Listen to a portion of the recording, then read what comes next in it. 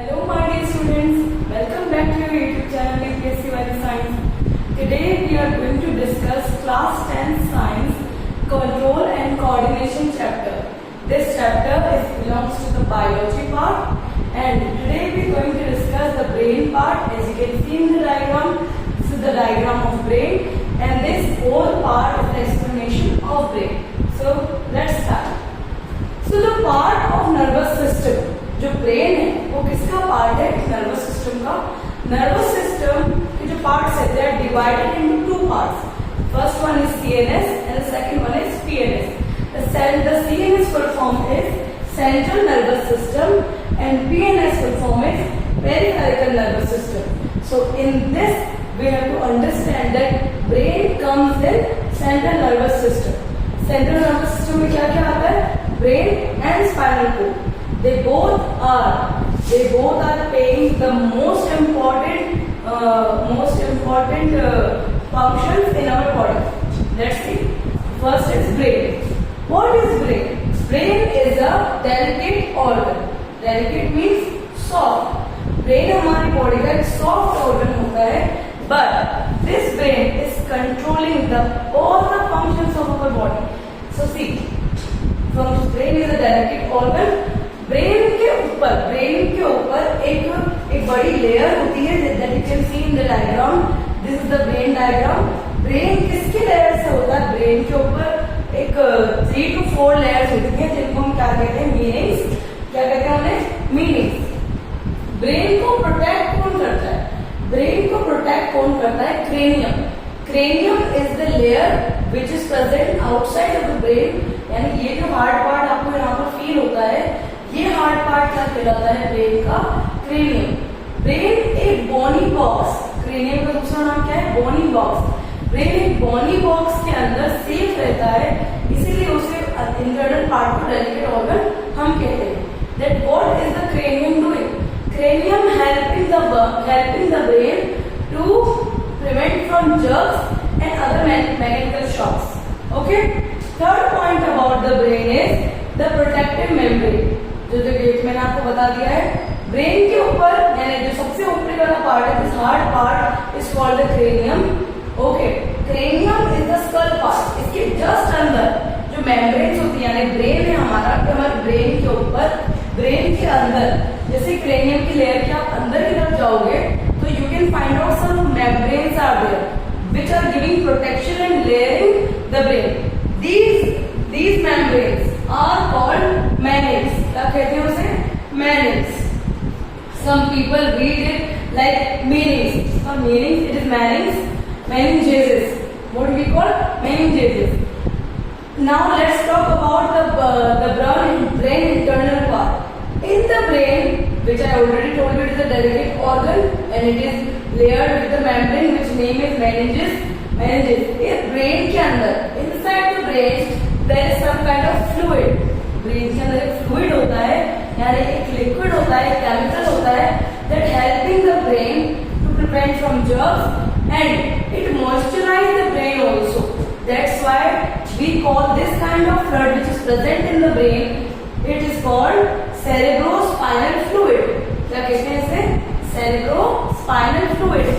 What is the function? Again I am repeating. Cerebrospinal fluid is helping the brain to in moisturization and that brain को कभी भी कोई jerk या फिर brain के लिए एज अ कुशन वर्क करता है.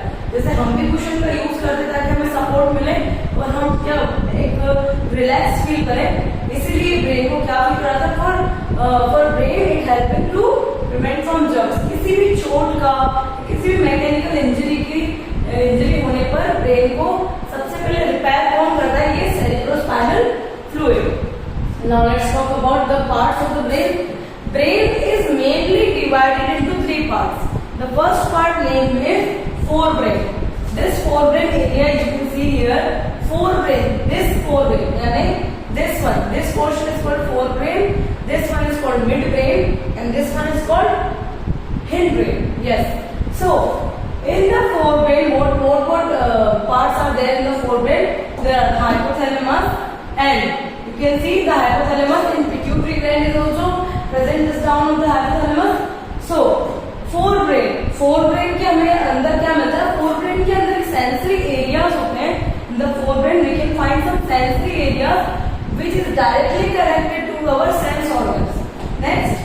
Sensory area is directly connected to sense organs and connected to cerebrum also. Next is the association area, and third one is motor area.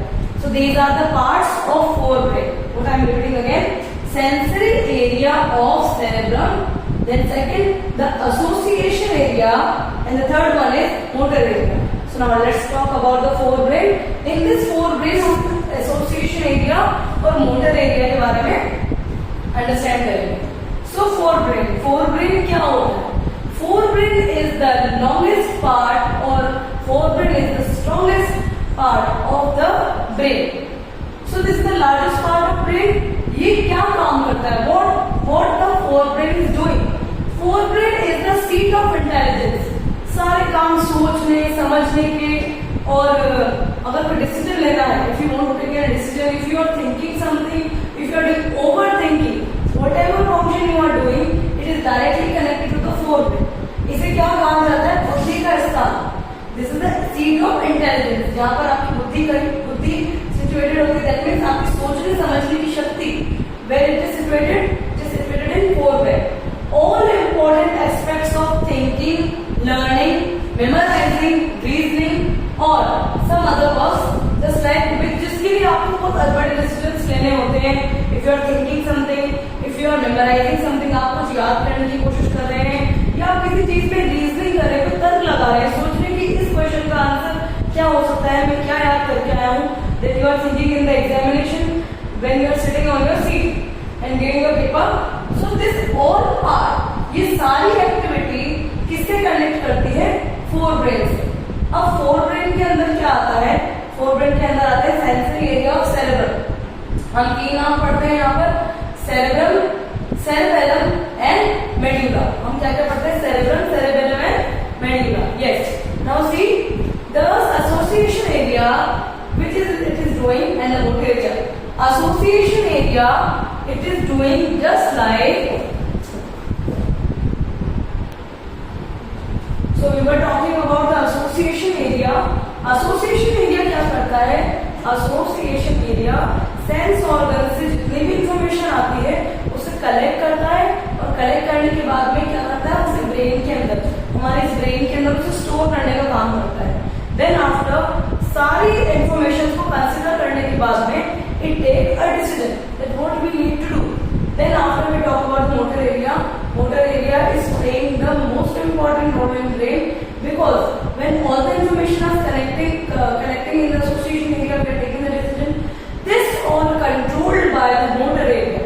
ये मोटर एरिया क्या करता है? जितनी भी इंफॉर्मेशन आ रही है उसको कंट्रोल करने का काम करता है कि इतनी इंफॉर्मेशन ब्रेन तक पहुंचनी चाहिए. Then after, let's talk about the hypothalamus, which is situated in the forebrain.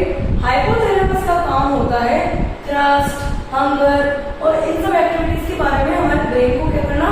हमारे ब्रेन को बताना कि हमें भूख लग रही है, हमें प्यास लग रही है, और I am thinking, I am worried. इन सब चीजों के बारे में कौन बताता है? Hypothalamus. Motor area that we are speaking again. Motor area यहाँ पर एक हम कह सकते हैं सीट ऑफ इंटेलिजेंस का भी वर्क करता है.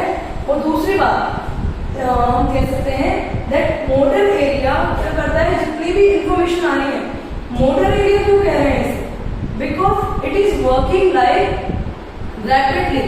यानी हम किसी भी चीज को सोचते हैं, समझते हैं, तो हमारे मन में, हमारे ब्रेन के अंदर जो भी हम सोच रहे समझ रहे हैं, that is already connected with the sense organ. Sense organ कितना कोई काम करते हैं, that is the same connected with the motor area. Second part is mid brain. Sorry, I forget one point. The motor area is controlling the voluntary actions in our body. यानी जितने भी voluntary actions होते हैं, voluntary action you need to understand what is voluntary action. कि जिन actions पर हमारा control होता है, उन्हें हम क्या कहते हैं? voluntary actions. उसी का उल्टा क्या होगा? involuntary actions, जो हम किस में पढ़ेंगे? आगे वाले ब्रेन के पार्ट में. तो second part is mid brain. Mid brain सबसे पहले तो मिड ब्रेन क्या होता है? मिड ब्रेन को ये मिड का, मध्य का, यानी मिडल वाले पार्ट को हम क्या कहते हैं? Mid brain. मिड ब्रेन कहाँ होता है? मिड ब्रेन जस्ट इस सेरेब्रम के नीचे होता है. यानी हाइपोथैलेमस के पास जो सेरेब्रम होता है, ये फुल पार्ट, इसके नीचे क्या सिचुएटेड है? Mid brain. मिड ब्रेन में क्या होता है? Mid brain is control controlling all the auditory and visual effects or visual reflection of the movements. मतलब जो आप देख रहे हैं, सुन रहे हैं, समझ रहे हैं, ये all controlled by midbrain. Midbrain is very important part of brain. जैसे कि हमारे eye muscle movement, as you can see, eye is playing an important role. Eye is a remarkable sense organ that God created in our body. Because eye ही क्या करती है, picture, eye के अंदर ही picture या image form होती है, and that image is directly going to the brain. और हमारा ब्रेन क्या करता है, इसको फोर ब्रेन को, हमारा फोर ब्रेन उस इमेज को क्या करता है, आइडेंटिफाई करता है और एक्शन लेता है. और एक्शन लेने का काम कौन करते हैं, एसोसिएशन एरिया. और एसोसिएशन एरिया कनेक्ट होता है किससे, मोटर एरिया से, क्योंकि motor area is only controlling the association area. Now let's talk about the last part of the brain. It is called hindbrain. जिसे हम क्या कहते हैं, पीछे का दिमाग. What do we call? पीछे का यानी पश्च मस्तिष्क. So hindbrain. Hindbrain consists of cerebellum, pons and medulla. Again I am repeating. जो hindbrain है वो तीन पार्ट से मिलकर बना है. That is cerebellum, pons and medulla. What they are doing? Help to maintain and balance the body. जिस प्रकार, as you can see, I am walking in front of you and I am standing in a balance. जैसे आप बैठे हो अभी seat पर, if you are sitting in a balance, you are not swinging like this again and again. That आपको कोई अपनी body पे कंट्रोल ही नहीं है. That is all thing is controlled by the hindbrain. हमारी बॉडी को बैलेंस देना. If we are standing, we need to stand properly. जो भी बैलेंस होता है हमारी बॉडी में, जैसे हमारे सोचने समझने की शक्ति, we are walking, we are dancing, or we are doing any other work, hindbrain is only giving us the balance and maintain our body functions. The next part is it allows the accurate movement. यानी ये आपकी, जैसे आप walk कर रहे हो तो that walking is in your own control. तो हम आपकी वॉकिंग, आप कितना वॉक कर रहे हो, आप कैसे खड़े हो. If you are standing, you are not swinging like at the back side. आप पीछे की तरफ नहीं झुक रहे हो, क्योंकि आपकी बॉडी को बैलेंस, एक स्थिरता, जिस प्रकार हम खड़े रहते हैं, बैठते हैं, चलते हैं, घूमते हैं और बात करते हैं, इन सब पर किसका कंट्रोल होता है, हिंडब्रेन का. हिंडब्रेन हमें एक एक्यूरेट बैलेंस और एक्यूरेट मूवमेंट देने का काम करता है. हिंडब्रेन हमारी वॉलंटरी एक्शंस को भी कंट्रोल करता है. Now let's talk about pons. कि पोन्स क्या होते हैं. पोन्स का मतलब है, पोन्स हमारी ब्रीथिंग को रेगुलेट करने का काम करते हैं. इस प्रकार, as you can see, I am breathing in front of you, you are breathing. तो इस सब ब्रीथिंग को, कि हमारी ब्रीथिंग हमारी बॉडी में एक बिल्कुल एक्यूरेट वे में वर्क करती रहे, उसका काम कौन करता है, पोन्स. Now let's talk about medulla. medulla का क्या फंक्शन है. That medulla control many reflex and involuntary action. हमारे जो हिंडब्रेन का थर्ड पार्ट है मेडुला, वो सारे इनवॉलंटरी फंक्शंस को कंट्रोल करने का काम करेगा. ओके, जैसे कि हमारे जो रिफ्लेक्स एक्शन है, मैंने आपको पहले बताया था, जैसे रिफ्लेक्स एक्शन जब हमारे सेंसरी ऑर्गन में रैपिडली एक्शन लेना होता है, that is the reflex action. And just like we are taking the example of voluntary action, just like breathing and pumping of heart, right, and many more. It's like vomiting, gut movement. If you want to vomit, you can't control your vomit because this all is coming in the involuntary action. And again, I'm repeating to you that brain is having three major parts. क्या कहेंगे उसे, hindbrain, midbrain and forebrain. So hindbrain क्या connect करता है, सबसे पहले तो forebrain में क्या क्या होता है, sensory area of cerebrum. Then next होता है इसके अंदर एसोसिएशन एरिया. थर्ड होता है इसके अंदर मोटर एरिया. नेक्स्ट पार्ट आता है यहाँ पर मिडब्रेन. मिडब्रेन क्या कंसिस्ट करता है, मिडब्रेन के अंदर सारे विजुअल और ऑडिटरी एक्शंस कंट्रोल होते हैं. और ये क्या करता है, जितने भी वॉलंटरी एक्शंस होते हैं उसे कंट्रोल करने का काम करता है. थिंकिंग एंड मेमोराइजिंग, इन सबका वर्क कौन करेगा, midbrain. Next part is hindbrain. Hindbrain is consisting cerebellum, pons and medulla. That I already told you that cerebellum is helping us to maintain and giving us the accurate movement.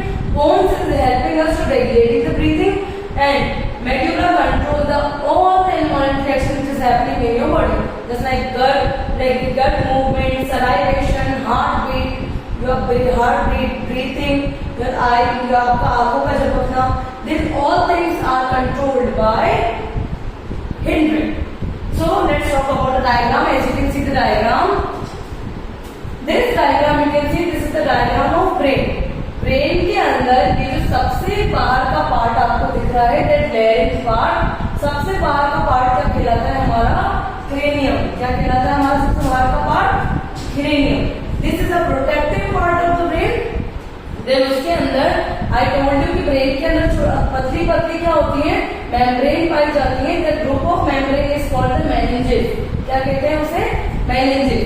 अब ये brain के अंदर there is a fluid situated, यानी brain के अंदर एक प्रकार का फ्लूइड पाया जाता है, एक प्रकार का लिक्विड होता है जो ब्रेन को क्या करता है? मॉइस्चराइज करता है और जर्म्स और किसी भी टाइप की इंजरी से बचाने का काम करता है. Then let's talk about this area. As you can see this area is called the hypothalamus. This hypothalamus is coming in the forebrain. Hypothalamus is the main part of the brain according to the science portion.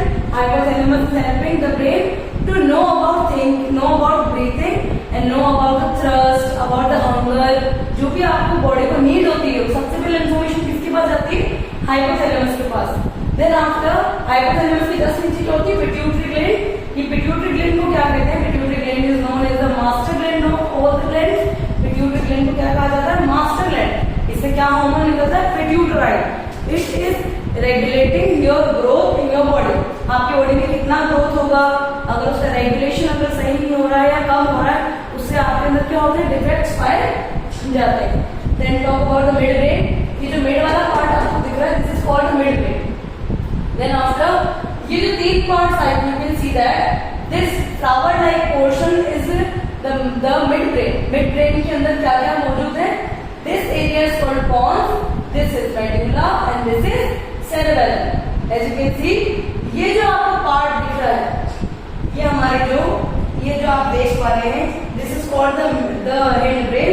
और इस hind brain के यहाँ पर इस वाले area पर क्या होता है? इस मिड ब्रेन के इस वाले एरिया पर यू कैन सी दैट इस एरिया में क्या होगा? इस एरिया में आपको आपका स्पाइनल कॉर्ड कनेक्टेड मिलेगा and that spinal cord is sending all the information to the brain.